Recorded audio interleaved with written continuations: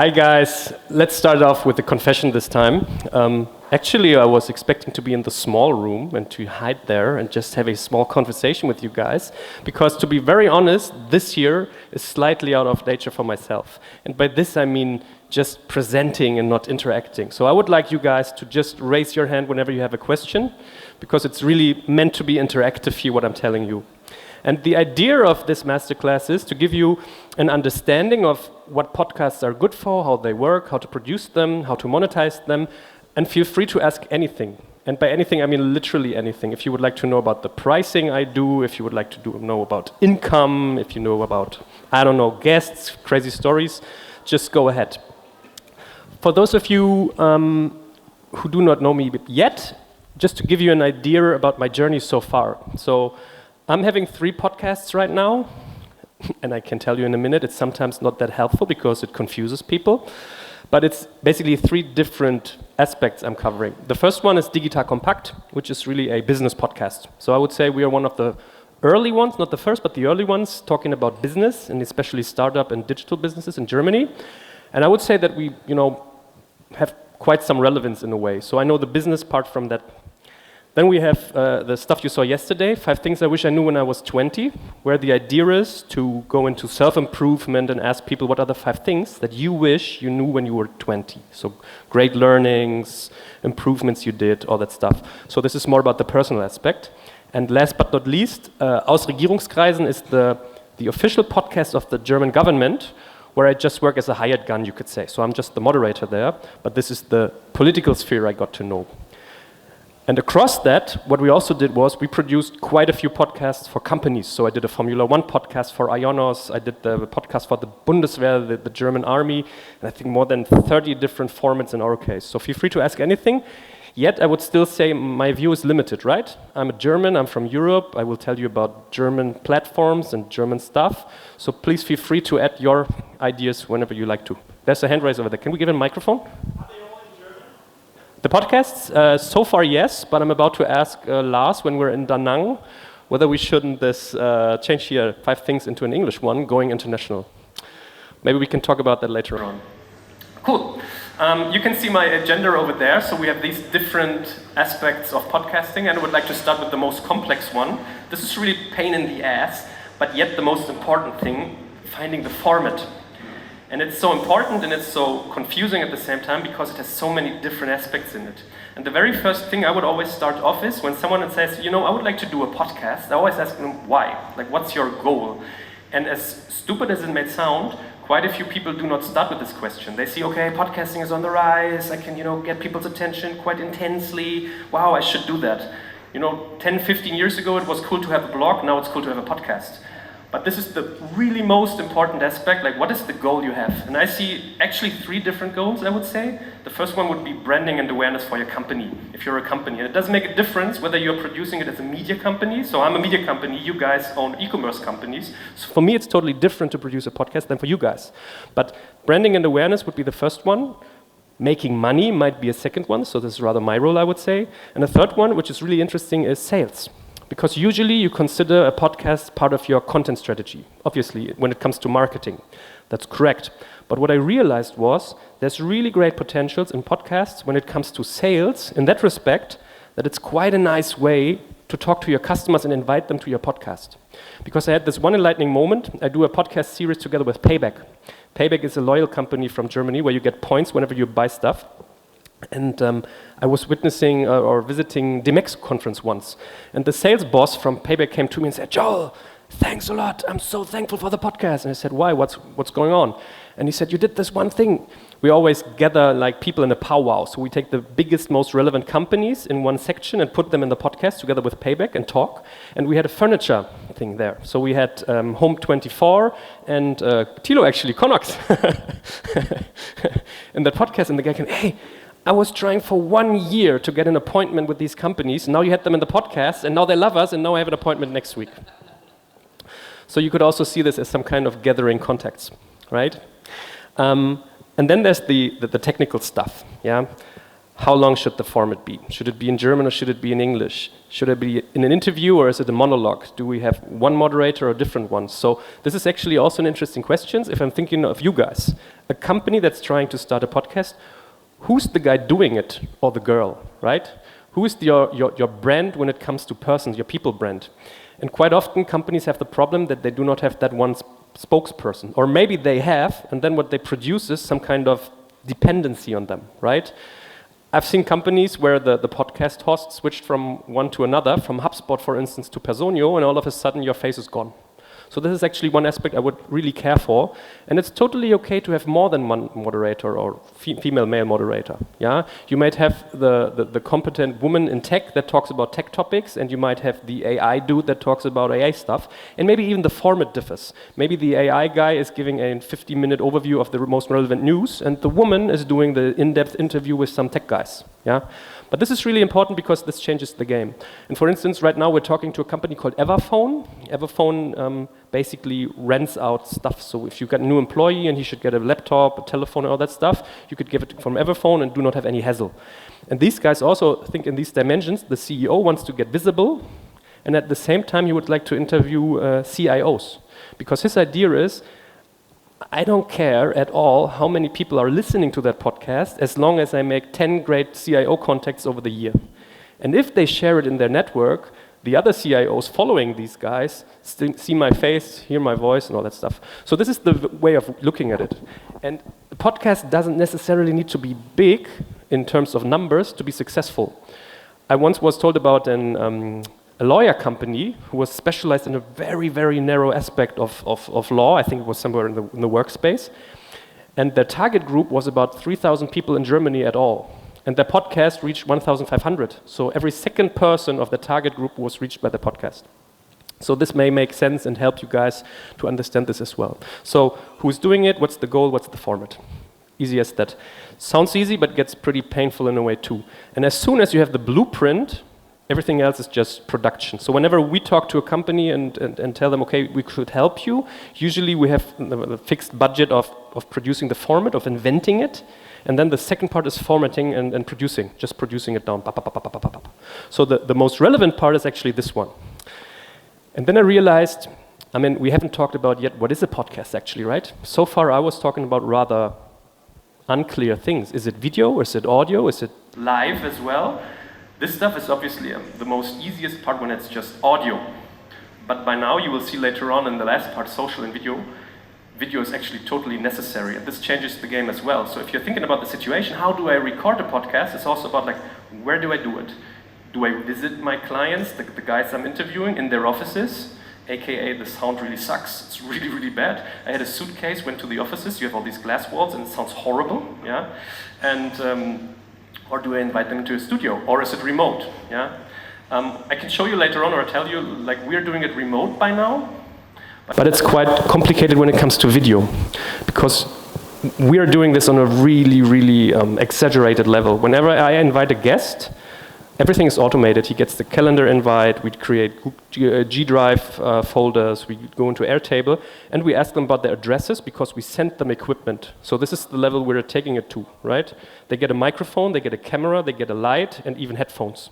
Because all this differs. If they do not have a headphone, stick it into the microphone, you'll see it like here on the next slide. The sound turns really, really bad because I always hear an echo of my voice. So and these are the stuff I would think about really, really early on. Do I visit my guests? Do they come to my place? Or should I do it remotely? And then there's hardware, which is actually pretty easy, I would say. Get a good microphone and get a good camera. And then there's a surplus. You could also go for like lightning and what do you call these, mixing boards, but that's bonus. I would say it like this. People always forgive bad video, they never forgive bad audio. I guess you can tell as well. So I would always invest in a great microphone, and I would also invest in great editing and great cutting of the podcast, because it gets too long or too boring, or you leave all the unnecessary stuff in there, people tend to go away. And then the most relevant aspect by far is frequency. Stick to the plan. Have a clear path. For instance, 5 Things 20 always appears on a Friday because it's the 5th day of the week. So you can count on it. Every Friday there's an episode. And this is what's necessary. In Germany we say Wiederholung macht den Schlager. Yeah, repeating makes the hit. Yeah, always. And these are the most relevant aspects. Great audio, having it in a different or in a frequency that stays, and good editing. That easy. I wrote down the microphones we use. It's called Electrovoice RE20 if you're in a studio, or Rode has really great microphones, or also you might know Shure. Yeah? Shure, what's it, SM7B I think. These are excellent microphones, and then just a normal Logitech, or an iPhone is also a great camera. In my studio setting, for instance, I use an iPhone because we had one of these neon lights in the back with our logo, and it was really painful. It was blinking all the time. So it was flimmering the picture because of the camera, but iPhones, the frequency rate makes a great picture and works perfectly. Yeah? And our guests, they get a Brio camera and a Rode Podcaster. But I do have a long list of microphone settings and cameras. I can send it to you afterwards. So this is rather easy, I would say. And then the second part is software, which is really nice because you only need two of them. The one is the place where your podcast is hosted. We use Podigy for that because the most common question I get is, okay, do you upload your podcasts on like Amazon Music and Spotify and SoundCloud and Apple Podcasts all by yourself, like separately? No, this software does it. You just upload your podcast, type in the stuff, the show notes, the title, the subtitle, the person's there, the SEO tags, all that stuff, the cover, and it basically sends them to all the different platforms, whether it's YouTube, Spotify, Apple Podcasts, you name it. And maybe you're looking for an idea of which platform is most relevant. I would say nowadays Spotify has become the most relevant platform for B2C podcasts. If you're looking at business, I consider Apple Podcasts to be much more relevant because people do have more money there and they're slightly older. What I'm witnessing is that Spotify has all the young talents and guys and girls listening to this stuff, which also means they jump out more easily and faster and more often, while Apple has the 35 plus target group, which has rather big budgets and all that stuff. So if I'm doing a business podcast, I would focus on Apple. If I do a B2C podcast, I would focus on Spotify. Yet Spotify has greater features. You could do, for instance, ask people about their opinions and they can comment on it. You can do surveys, all that stuff. So it's rather interactive, which Apple isn't at all. So Apple Podcasts, to be honest, is the, I think, least interested podcast from Tim Cook, format from Tim Cook. Apple is doing nothing there, to be honest. Actually, it's a little sad. And then there's the second software you need to record your podcast. And I tried out different ones. We tried Squadcast, and now we moved to Riverside, which I guess quite a few of you know. And Riverside is really awesome. We tried Squadcast because of their great API. So the nice thing about Squadcast was you could make an appointment, send a link out automatically to the guest, do a calendar invite, and afterwards it was downloaded automatically as well to our G Drive, which was quite comfortable. And Riverside didn't have that. But over time, Riverside changed their game. They pretty much focus on the after aspects. So you record that stuff, and you can, with just one click, then copy the transcript or download it. You can use Magic Video to get video clips. You can use AI to create your own voice. Let's say I screwed up the intro for some reason, and I'm on holidays in Vietnam, and my team would like to add something. They could do this by now within Riverside with just the AI function with my voice, which is really, really nice. And also I can tell you later on, or show you even a bit, our process, like how we do this. Because this is a really, really nice thing about podcasting. It's not only great for branding and doing contacts, like engaging with your audience or your customers or your potential customers. It's also really great for content creation and then creating different sub-formats out of it. Because as soon as you have a transcript, everything else goes like sugar. So we just hit this button, copy transcript, put in our Airtable base, and from them on, AI is doing all the magic. So I can show you we create social stuff, all that. But later on that. Oh, and I forgot one thing, of course. I'm expecting you guys to have someone edit your podcasts. If you're cutting it on your own, you obviously need a third software, which is an editing software, like from Adobe or whatever you use. But to be perfectly honest, at the very beginning, we cut the stuff on our own, but it's much easier and actually also cheaper if you look at if your invested time as well, to let someone do it. So either go on like Fiverr or all these different platforms where you could hire someone, or what we did was we wrote inquiries in newsletters that were sent out to creative people. I think it was work, love, something else, like where people are following that are interested in these different topics. And we said, hey, listen, we got these and that podcast. We have a fixed budget of, I don't know, 200 euro per podcast. Who would like to edit it? And then quite interesting people come to you, because usually it's like techno DJs that their passion is doing techno, and then they earn their money by cutting your podcast, yeah? But it totally works, right? And to give you an idea about the costs, that's maybe also interesting. Hardware costs here and microphone costs, I would say Rode is like around 150 euros, so rather cheap. Logitech Brio is same, so your investment here is 300 euros or $300 more or less. Mixing board is 300, so if you're doing this on the next level, then it's 600 euros, and great lighting, let's say maximum of 500 euros. When it comes to software, Podigy I consider rather expensive, but by expensive we mean 20 to 50 euro a month. And Riverside I think is also in the same range, like 20 to 50, and Adobe is insanely expensive if you're editing stuff. So let's say around about 100 to 150 euros of software costs, 300 to 500 euro of hardware costs, and the editing. We created some kind of matrix. So we said the length of the podcast on the horizontal and the amount of people talking it on the vertical. So it's more expensive, obviously, to cut a podcast that has 3 persons and goes like 75 minutes than a monologue of 20 minutes. And then we created some kind of dashboard there. Usually, to edit a podcast, audio only, I would say in the range of 150 to 250 euro. If you're also inheriting video, there are actually two ways of doing it. Either audio plus shorts, yeah, just giving you 3 to 5 different shorts done by Riverside, or I'll show you the tools later on, Munch or Opus Clip. That's then at around 300 euro, I would say. And if you're editing full video, this basically means you're creating two different products. You have an audio file, which is cutted in a different way than a video file.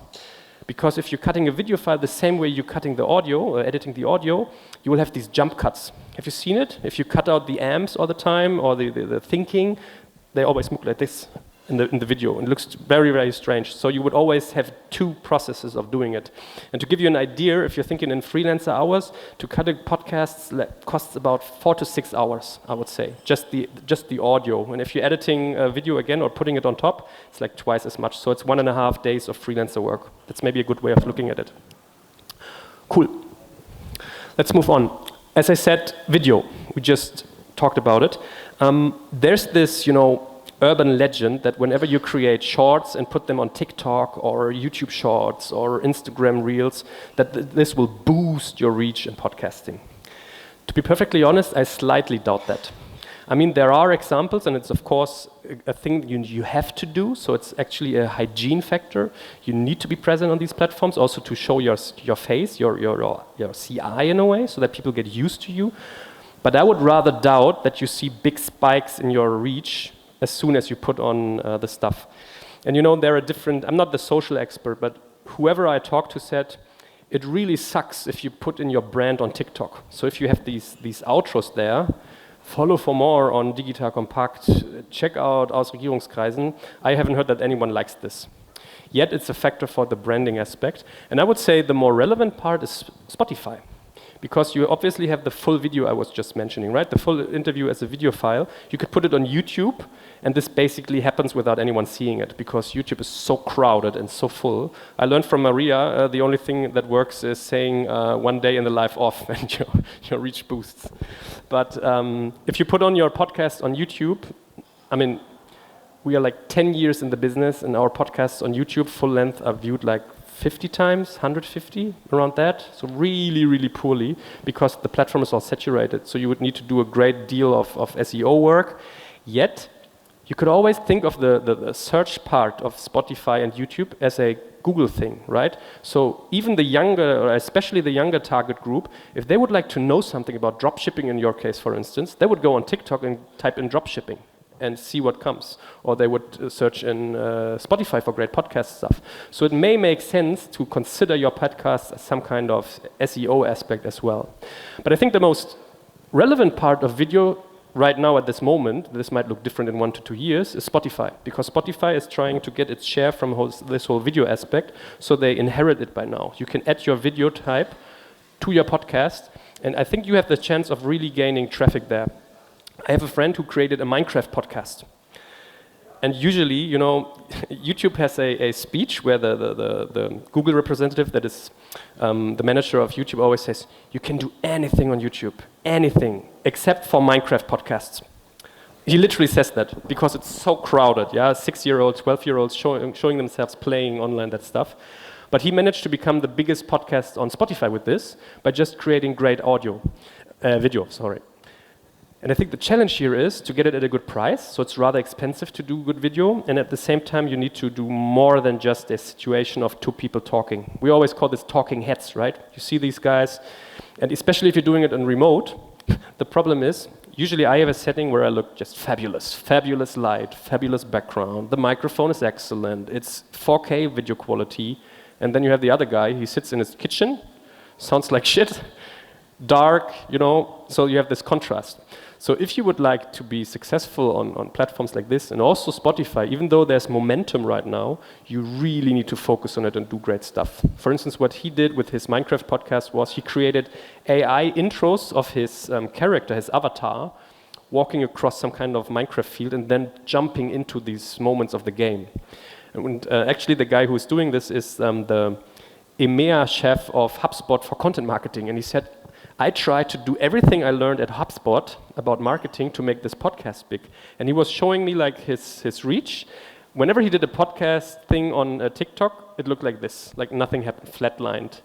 And as soon as he did the video part on Spotify, it really picked up from plateau to plateau to plateau, and because of the quality. And what he does is, he checks out the podcast or edits it, does the video, uploads it, and then he looks at the curve. You have some kind of like, if you're opening a podcast, you have like vertical axis amount of listeners, horizontal axis amount of time. And it obviously goes like this. Yeah, it slows down over time because people jump out of the podcast. A good amount of people listening to your podcast to the end would be 60%. So if 60% of the people follow your podcast to the very end, that's really a great result. If you're doing some kind of B2C stuff, sometimes it's even like 40% or 20 or 25. It goes really fastly down because people need to be interested in it. And he looked at these curves, at these lines going up and down, and he looked, where do they have jumps? And as soon as he saw, okay, at minute 25 or 15, quite a few people jumped off. He looks at the plays and re-edits it, which is pain in the ass, right? Re-uploading your podcast, re-editing it, following it, but this is actually necessary. And I guess you can imagine, as I said, Spotify is the platform where the young people are. Their attention span is like hamsters, right? 5 minutes or less. So a podcast like ours, which usually used to be like 60 to 70 minutes long, now would get his ass kicked. No one would listen to it. So by now, I would say 15 minutes is a great example. I think Judith also said that 15 minutes is something that really rocks on their platform, maximum 30.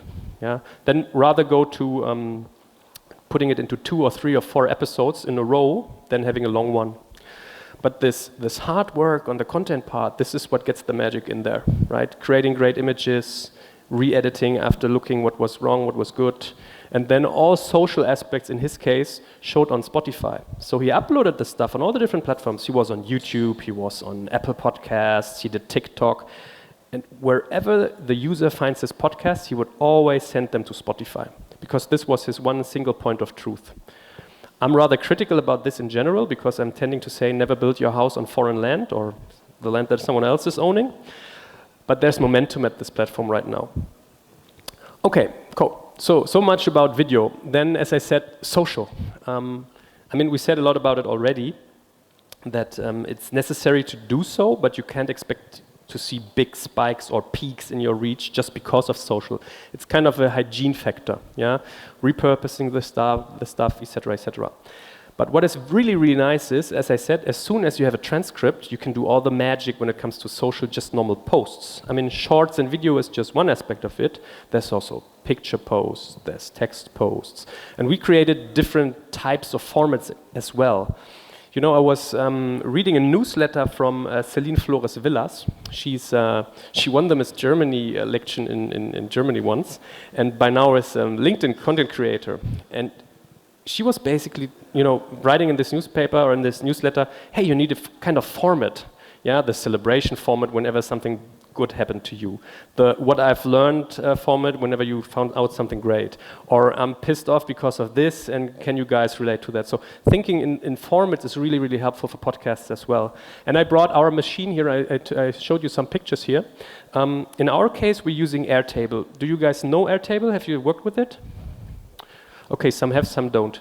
You can think of Airtable as some kind of big database. It looks like this. So it looks quite a bit like Excel, right? You have the different tabs here, and then you have the database stuff from left to right and from top down. And then you can create views, which is really, really nice. So a view might be, please show me all the episodes where I do have female founders, because I would like to create a playlist out of this. Or show me something where the reach of the podcast is really done really, really poorly. So we have views for analytics, we have views for content, we have views for just overview, and you could also have views that do not look like this. Yeah, they also look like calendar, for instance. Or you could have this, how do you call it, Kanban, right? For instance, let's say you have an episode and you have an editing process, and you say, okay, step 1 is I recorded it, step 2 is I send it over to the editor, step 3 is I get the first version, step 4 is, okay, I need to iterate, step 5 it's done, step 6 is it's online. Then you could just move these episodes around. So in our case, I mean, it's really small here, but you can see one line usually in our case is a podcast, and then the rows, and the columns are basically content. And it's so awesome because this is our single point of truth. Everything we have on a podcast lies in this database. So we have the title, then we have the guests, we have the length, we have the link on our website, we have the transcript, we have the playlist the podcast is in, we have the companies that I mentioned there, we have some kind of scoring, because if you go to our website, you can always see a podcast and we say, hey, listen, this is suitable for you if you are a small or medium-sized business, or this is suitable for you if you're a big company. It takes you this amount of experience to fully understand what happens there. Yeah, so all this stuff, all this scoring about these episodes is also one of the different columns there. Or for instance, what did I forget? Actually, it's millions, to be honest. And then we transfer these information from one table in Airtable to another. So we color-coded them in a way. Whenever you see something yellow, it's our social media Airtable, and whenever you see something blue, it's our podcast social media table.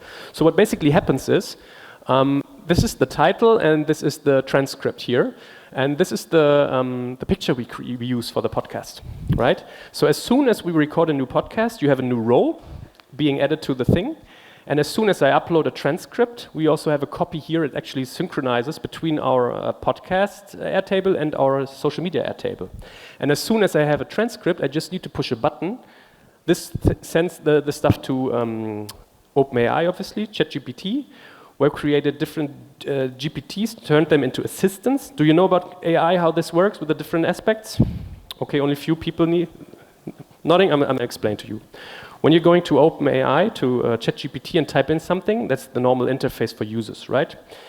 And maybe you would like to do one thing on a repeated basis. So in my case, for instance, I have a transcript of a podcast. I would like to have ChatGPT check it out and then write down 5 great learnings from this podcast, which my audience can then use to improve their business, their knowledge, skills, whatsoever. So I once create this instructions. You slightly need to do it in a different way, and then can save it as a GPT on OpenAI's website. So you have this GPT, which is, for instance, called learnings, or turning podcasts into learnings. Yeah. And whenever I put a transcript into this GPT, it looks actually, it's like you have the sidebar on the left of OpenAI. Down below you have the requests you sent, so it's some kind of history, and slightly above there are the GPTs. Now we would like to do some magic, right? We do not want to have all these different steps. Go on Riverside, copy the transcript, put it into Airtable. Go from Airtable to OpenAI, put it in a GPT, get an article. Okay, copying the article back to Airtable. This is pain in the ass because it's so many small steps. So what we did was we created an assistant. An assistant means they work slightly different as well. A ChatGPT search or questioning is just, you writing down stuff once and communicating, actually chatting with the machine. A GPT is, your single purpose is this, just focus on this stuff, and whenever I send you a transcript, you'll do this. And an assistant is something you could add to your automation modules by just combining Airtable with, in our case, Make. So we chose make.com, and what then happens is I push a button in Airtable, Airtable sends over the transcript to my assistant in ChatGPT. ChatGPT gives me a great article, sends it back to my Airtable account, and then I can from there on click on it and even publish it on, I think, Instagram and LinkedIn. But we use a different tool for the social stuff. Maybe you realize this as well. It gets really painful, scheduling stuff on social media, especially if you have more than one platform. In my case, for instance, we have like LinkedIn, Instagram, TikTok, YouTube, Instagram twice, because one for Reels and one for content, so 5 platforms. And we have Digital Kompakt as one brand, we have my personal brand, we have 5 Things 20 as a brand, and that's it. So 3 brands, 5 platforms. That gets really, really messy. So what we are using is, it's a German platform actually, it's called Lomavis, Lomavis, Lomavis, and it's really great because you can add your content once, choose the different platforms you would like to publish it on, then can even say, okay, I would like to have the text differently on Spotify, on Instagram than on LinkedIn, for instance, and then publish it. You see a calendar with all your views, that's really, really great. I can tell you about it later on. And then we obviously need one thing, we only have the content yet. So we only have the text, no picture at all. So what we did was, we trained an AI with my pictures, and this is, as you can see, we're doing a lot of CI there. I'm always using blue base cap and blue pullover so that people get used to it. And it's called the guy who did it for us just launched it as a company. It's called Flake or Flake. So what it basically does is you need like 40 to 50 pictures of yourself. And by picture, I do not mean go to a photographer. It's totally all right if your wife or your husband or whoever takes a picture of you from here, from here, from here, from here, and from here. 5 pictures on like 4 to 5 different backgrounds and maybe different poses as well. So one is like this, one is just normal smiling. And then the machine knows what you look like and can create pictures by just prompting them, right? So I could say, I have a podcast, for instance, with a beer company. They're selling beer in Germany, and she was telling me like, hey, nobody is buying beer anymore because people live like more healthy, or maybe they drink alcohol-free beer. And I myself do not drink beer as well, as all the guys here found out already. So what I did was, I'm just prompting, hey, I'm sitting in a beer garden in Germany, the weather is nice, I have a beer in front of me, the sun is shining, I wear a blue hat and a blue shirt, and I smile to someone else who's standing next to the camera. Please give it a view of, like, I don't know, little, how do you say, if the blurring in the background is slightly there, right? Such stuff. We put this into ChatGPT. ChatGPT creates a prompt that's especially suitable for these picture, or how do you call them, photo AIs, and then he creates pictures. So you can see, I can choose how many pictures of myself I would like to have. It's 1 to 32, and it doesn't make a difference. The computing time is the same almost whether it's 8 pictures or 25. Yeah, that doesn't make that much of a difference. You can say the width and the length of the picture. So this one here, for instance, was for a newsletter. For LinkedIn, it would be the other way around. And you can see here, this is actually a picture I chose of myself playing ping pong, but it also does strange stuff like here. You can see I have 2 hands here, the ping pong pad looks strange, and it's really tricky to see sometimes. I was once creating, we had a podcast about longevity, and the guy was talking about his sporting routine, and I created a picture of myself doing like weightlifting. So the camera saw me from above while I was lifting some weights, but I didn't look at the fingers. Yeah, this is a tricky part. They always mix up fingers, so I had 6 fingers on my right hand and 5 on my left. And you learn quite a bit about AI, like the typical mistakes it makes. So it's always a little tricky when it comes to feet and fingers. It's always a little tricky as soon as there are other people in the room. Yeah, for instance, if I'm saying, hey, I'm standing at a crossroad, traffic is flowing, and I'm smiling, as soon as you see other passengers, they always look like me. They all have the same picture. I was once doing, that was really scary. I was once talking about a podcast, I think it had to do something like with alcohol drinking or so. It was about health as well. And I would like to show one of these, how do you call them? These humans you see at the doctor, where you can take off the stomach and it shows the different organs. And I'm standing next to it and pointing at it. And I did so, and he created it, but the thing had my face. So it was looking like if I was some kind of zombie showing my own organs. That was really scary. But as soon as you know these rules, it's really easy to create such stuff. And I mean, to be perfectly honest, I think as soon as you saw 2 to 5 AI pictures, you know them, right? Because the lighting is so perfect. I mean, have you ever seen a photographer taking such a picture of you with just the perfect amount of light? It's rather hard.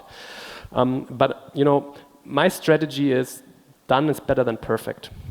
So it feels better for me to have like 5 posts online every week where maybe 1,500 people engage instead of none or maybe one perfect one, which still does the same.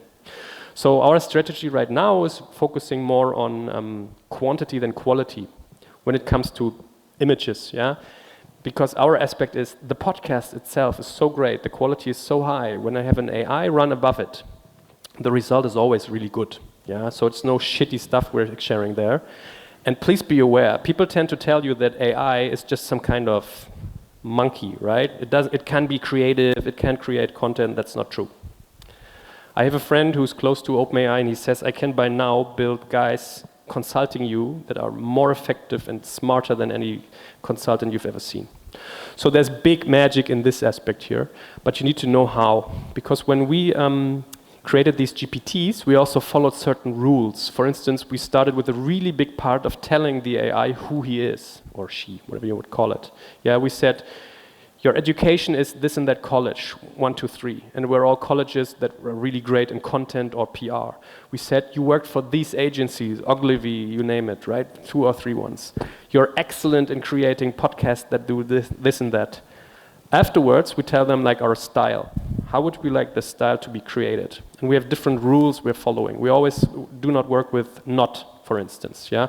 Quite often the AI wants to tell you a sentence like, not only is this a great building, but it is also very good for the environment. And this is a rather negative way of putting it. So we always do, hey, it's a great building and it's doing this and that, right? So training is really important. But I'm not the AI expert, just telling you. So what we did was say the AI who it is, giving it an idea of the style, and then we have a big block of like what's the structure of the posts. So far our structure, for instance, is create a great hook, then give us 4 learnings, all starting with an emoji, then takeaways for my readers, and then at the very end a great call to action. Mix it with the picture and you're done. Cool. Then, last but not least, I was talking about video shorts. And in a rush, I also named the different platforms you could use for that. As I said, Riverside creates magic clips. So what you can do is you're recording a podcast as a remote podcast. Afterwards, you have a full video, and you can click on a button, and it creates magic clips for you. So with just one click, it looks like this. Yeah, this is the CEO of Amazon Germany. We did a podcast on the 5 things aspect, and then he chooses the different things. Same thing here. Done is better than perfect, right? Sometimes these shorts just last 12 seconds or so, and I'm wondering always why people listen to them. But it works. You could also use different platforms. So this, what you're seeing here, is the magic clip aspect of Riverside, but there's also a company called Opus Clip or Munch. My AI expert says that Munch creates the best results by far. We tested them. In our case, they weren't that strong, but what Munch makes so interesting is it matches your content with trending topics, with trending keywords. So it witnesses the market, it looks at the market and says, hey, these topics are trending right now, and at minute 25, you're saying something that goes in this direction, you should use this clip. From what he tells, it really does great results. He used it for an insurance company, and their success went up like by 20% or something. In our case, we had this strange effect. It always tells us use the keyword podcast, which is senseless, obviously, because all our contents are podcasts. Yeah. But these are 3 platforms you could try. So Riverside, Opus Clip, and Munch. And then we're using basically Lomavis, the German tool I mentioned, to send it out to TikTok, YouTube, and Instagram. And again, we created we prompted a chat on ChatGPT first, transferred it into a GPT, transferred the GPT into an assistant, connected the assistant to Airtable and via Make, and just by the click of a button, the podcast goes online on Airtable, blue Airtable for podcasting, moves over to the yellow one. You see, okay, the transcript is there, hit the button. What we have done, you can actually see it here. It creates on this folder here social posts with pictures. And on this one here, on one of these, it creates YouTube captions. And different captions for YouTube, Instagram, and TikTok. Because it differs in a way. But I realized sometimes it's also more helpful to not train the AI too intensively, because what we witnessed was, as soon as we wrote a really detailed GPT on, hey, our TikTok users love this, please do it in this style, do it in that style, they actually became quite shitty. But let's be honest, no one reads captions on TikTok anyway, yeah? So sometimes it's even better to let it do it by nature. So, this is all I created so far on creating this stuff. And now it's up to you. I mean, I can tell you guys a little bit about monetizing it, advertisement, pricings, whatever you're up to. Please feel free. Can someone hand over a microphone to Thomas?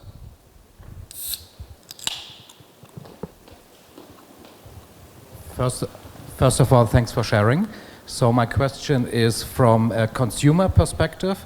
I only see the end result. Can you maybe talk a bit about how much work or effort needs to be put into what we see in the end? I would say my company has 4 employees, myself plus 3. We're competing against companies like OMR, Online Marketing Rockstars, for instance. They have around 300 employees or something, and only the podcast department of them had 50. So we are 4 people competing against 50 people. By now they shrink quite a bit. I think they shrink down to 10 or something. But yet I would say that we are on the very right edge of being effective. So we really build a machine. We industrialize the whole process. Usually if it comes to the podcast, what do you have? You have the scheduling of the podcast, or maybe first the guest, like acquiring guests. Then you have the scheduling, then you record it, then the editing, then the creation of the show notes, and then the social parts, and as I said, the video aspects, yeah, so shorts or the full video. So 7 different steps, and it gets quite messy in a way.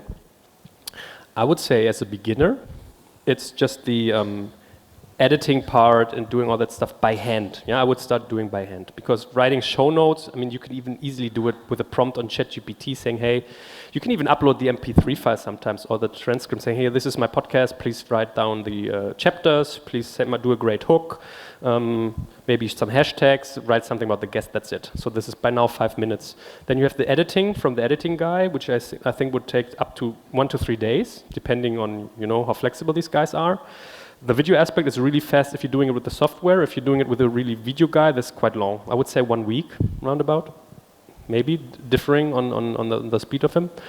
And also the costs get really, really high. I once, what was his name again? Milan or something. I got the contact from someone from Chechnya in Russia. And I sent him over my stuff and said, hey, this is what I would like my podcast to look like afterwards. And he never answered again.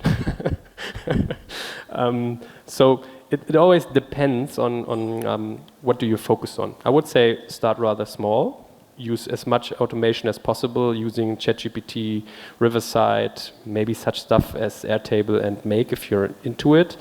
And then just creating show notes and a few short videos would be okay. And then ask yourself, how long does it take to write a great post? If you're enhancing it with ChatGPT, I think it gets way more faster. Our process, by now, per post, I would say 10 to 15 minutes. Scheduling included. Sometimes the scheduling is more time-consuming than the rewriting of the content, right? Yeah, that's about it, I would say. Did I forget anything? Does it answer your question? Hi, I'm Peter. My own podcast listening behavior is tending towards long, deep interviews that last 2-3 hours. And I'm actually hearing to them on YouTube. Am I old-fashioned, or is this kind of a trend? I would say kind of. I think younger generations really focus on TikTok. And younger generations, as I said, lack the necessary attention span from what I see. And then there's one big problem that came up with Corona, right? When Corona hit, I was preparing for really bad business aspects, right? I said, okay, all my advertising guys will cut their budgets. They didn't. It even grew, yeah? Because there are always winners in a crisis and losers. But then something set in which I totally underestimated. First of all, the amount of podcasts exploded, yeah? So by now, if someone loads up a podcast, no one is listening to it because there's so much. So the big problem here is discovery. How do I get found? I can tell you, I think we're recording this, right? I created a podcast for Ionos. It was a Formula One podcast. We hired an English moderator and the marketing boss of Ionos of UK. They were both the interviewers, and the moderator himself had quite a track record in Formula One. I think he was even seen on Drive to Survive. And we had like really big guys on the interview. We had Günther Steiner, we had Mick Schumacher, we had the boss of Pirelli doing the Formula One stuff there. And have a guess, they invested 80,000 euros in this podcast. 80. Have a guess about the impact, how many people listen to it? Less than 500 per episode. Sometimes less than 1,000. And the reason for that is they totally forgot the marketing. So it doesn't help to put something online, you need to be found as well. They should have invested money into, influencers, social media, SEO, all that stuff. So the first problem that rose up with Corona is discovery and raised amount of competitors. The second one is quite a few people work from home right now. What does this mean? Their transfers get less and less. They do not move around the city. And this is the number one moment where podcasts, at least business podcasts, are listened to. A business podcast is listened to on the way to work, maybe during sports, maybe when cleaning your flat. Because the idea of podcasts in general is to turn unproductive time, and by unproductive I mean not physically unproductive, but mentally unproductive time, into productive one. And now the way to work just was totally taken off the table. And for us, this was a big problem because the numbers went down. So more competition, less moments to listen, and the target group where the attention span shrinks. And this is why it's quite hard to get people on podcasts. So whenever someone is doing this, the Jonas case kicks in. You're doing this actually without anyone noticing at the very beginning. It takes time. And this is why I said frequency is key. You need to be consistent and work on a really, really great product and make it shareable. And also, to be perfectly honest, I was talking to Sergey and Yevgeny all these days, and even if we're doing it for 10 years, you tend to, focus on certain aspects. For instance, Sergey came to me and said, I like your LinkedIn posts. You're always showing these learnings. That's great. After I listen to a podcast, I have the learnings, some kind of I can follow. I can copy them because making notes is so hard in podcasting. In my view, I always thought, okay, show the people the learnings, tell them that there's a great podcast, and they will listen to the podcast. Sergey's way was just the other way around. Or Yevgeny, for instance, he said, you got this one episode, you were talking about books, do you know the titles? I said, Yevgeny, this podcast is like half a year away, I don't know anymore, right? But having book lists, for instance, is such an easy feature to engage people more intensely. Yeah. But anyway, I digress, you can see, I can talk about podcasts all day long. Any further questions? You do not ask any questions about money. I would stick to money all the time. Not about money, but how hard is it to get some guests? And if you have the guests, there is some people that they will tell you after the interview, okay, don't want to publish it anymore, because you show them the podcast, right, to get the approval, and then they tell you, okay, no. You probably didn't hear the beginning of his question, right? He was asking how hard it is to get guests. I would say it's rather easy. It's okay. I was once talking to a politician. He said, guys, all of us standing in the first row, we all have a topic with ego. And the question is, does the ego control you, or do you control the ego? And I would say, whenever you invite someone, depending on his status, of course, right? If you're inviting the CEO of Amazon, this is a different story than someone from a great startup. This might get a little harder. Actually, people are quite happy to join and to come. And then there are sometimes time spans where people are quite demanded. For instance, soon I'm going to interview someone who's leading a school in Germany, the really harsh ones, right, with a lot of violence and all that stuff. And he used to be in television right now because he's doing it in a really great manner. It's the third school he's already transferring. So if they have some kind of boom, it's sometimes a little hard. But otherwise, in general, I would say it's okay. But there are effects when you're looking at guests. For instance, the bigger the company, the less people are able to say. Right? So if you're talking to someone where the company owner is an American, where Amazon, Microsoft, Google, whoever it is, and have the German MD there, that's quite a big thing. but is he really able to say something, innovative and interesting? Rather not, because the strategy somewhere, they are quite limited. I'm not saying that they're stupid or don't want to, but they're limited due to rules. And then you ask whether they ask me to take it offline. Actually, no. I think almost never. Only once, as far as I'm a hip-hop guy. I was once inviting a hip-hop guy together with a famous pop musician. He was really famous hip-hop guy. And he started to argue with me while doing the podcast. I think he was close to kicking me in the face. Yeah, really, really close. And I then started to turn around the topic and said, why exactly are you so aggressive? Like, what did I do that turns you so aggressive? And from then on, it became a great interview, but he wanted us to take it down because I think he didn't look too nice. So I'm not saying the name here, but other than that, no. But the question is, sometimes people ask you whether they can listen to it again and make edits. And I think that's a fair deal to say, oh, hey, we always, in the small written parts of the contract, right? We always do this in emails like PPPPPS. If you would like to listen to the episode again, just tell us, and you can do. But usually people never do. Sometimes, but to be honest, I think this is also important. We protect our guests. Sometimes from their, how did you say, from themselves. Yeah. I once had a guest who said something really, really rude without even noticing it, and I just cut it out. I just edited. I think this is important, at least if you're willing to build ties on a long perspective. Cool. Anything else? What about the money? Money. Let's talk about money, baby. Well, we talked about the costs already quite a bit, right? So I would guess producing a podcast, audio only, costs you about 300 to 500 euros in total per episode because of editing and your time or the time of your employees that you're investing. And by the way, you do not pay guests. This is really uncommon in the business sense. Although I learned there's a really big and famous podcast in Germany called Hotel Matze, which is like really big, really big names, pop stars, like really famous VIPs. He pays every single of them. So if your guest is someone who's famous and you're big, even though I think it doesn't make sense at all, because as a famous actor or musician, I would be happy to be on the show to promote my stuff. For some reason, it's standard to get paid. And then the question is how to make money out of this.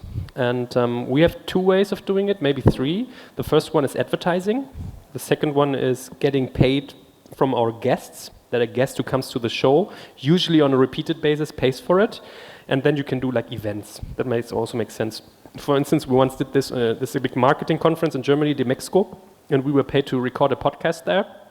We did, and afterwards we could throw it to the trash because it was like all rotten because of the event sound. It's quite loud. So you need to have good technology like here at NFQ. Yeah, but advertising and how would you say paid guests. Sponsored guests, right. And to give you an idea, advertising works like this. You have 3 different spots in a podcast, so because maybe you're thinking, okay, I create a podcast and maybe I could, get rid of the costs by doing some stuff. At the very beginning, in the middle, and at the end. It's called pre-roll because it's ahead of the stuff, mid-roll and post-roll. And then people tend to ask, okay, which is the most relevant one? Like, which one is also the most expensive? Post-roll obviously is quite cheap because it's in the very end, and as I said, it degrades, right? Only 60%, 40%, 30% listen to the end. It obviously is less expensive because it's the very end, and the concentration of the people listening to it is low. But beginning and middle is almost the same because it differs. If you're listening to an ad at the very beginning, it's more people because less people have churned out, but they are less focused. At the very middle, maybe the number slowed down a bit, like fall, but they're really concentrated. Think of yourself. You took out your smartphone, listened to a podcast, okay, skip the ad at the very beginning because it sucks. Put your smartphone to the pocket and then go running on a treadmill, right? Oh, there's an advertisement again of a great company like NFQ. Okay, I'm going to listen to it because I'm too lazy taking out my smartphone and skipping it. And the money you make out of that, it differs. When it comes to B2B, so podcasts focusing on a business target group, what don't you call it, CPC? CPM in English? Like per 1,000 listeners, per 1,000 times that your ad is played, it's around 100, 120 to 300 euros. We are 350. We started with 600 though, so prices are going down.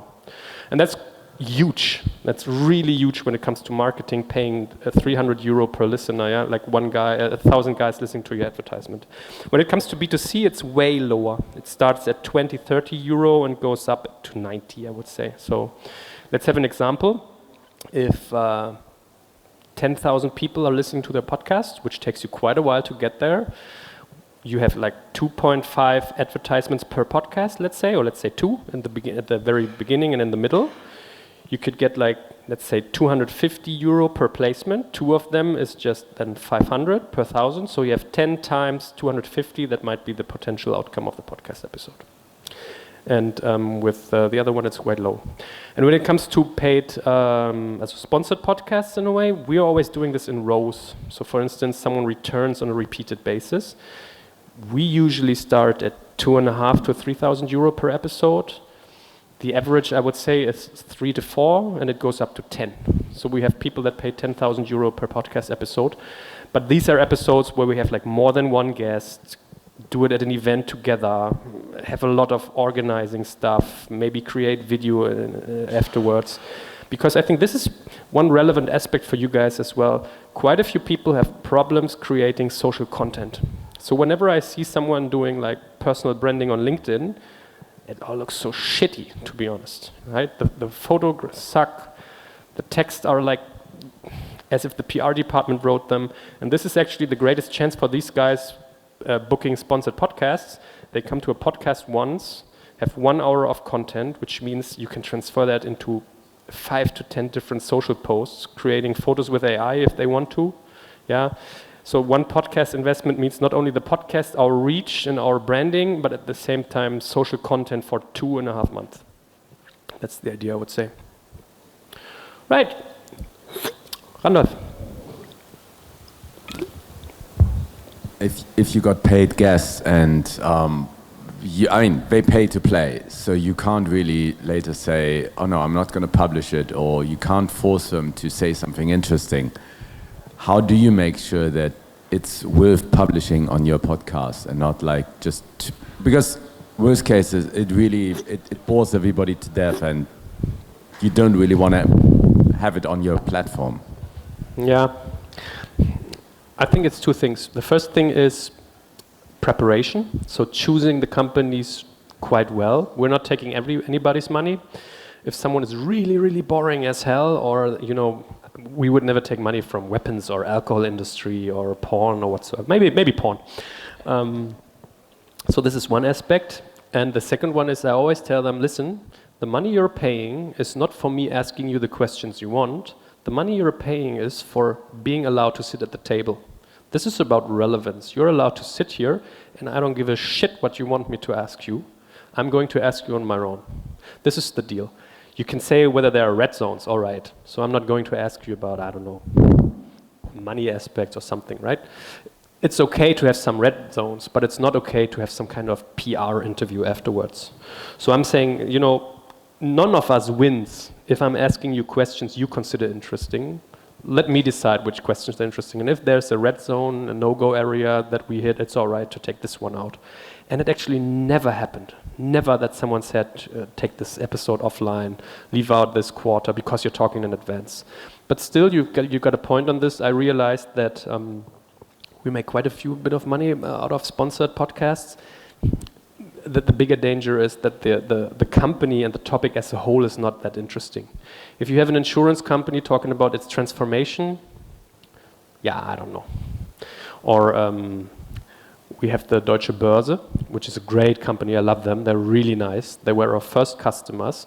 But obviously, we're always talking about IPOs and companies that are publicly listed.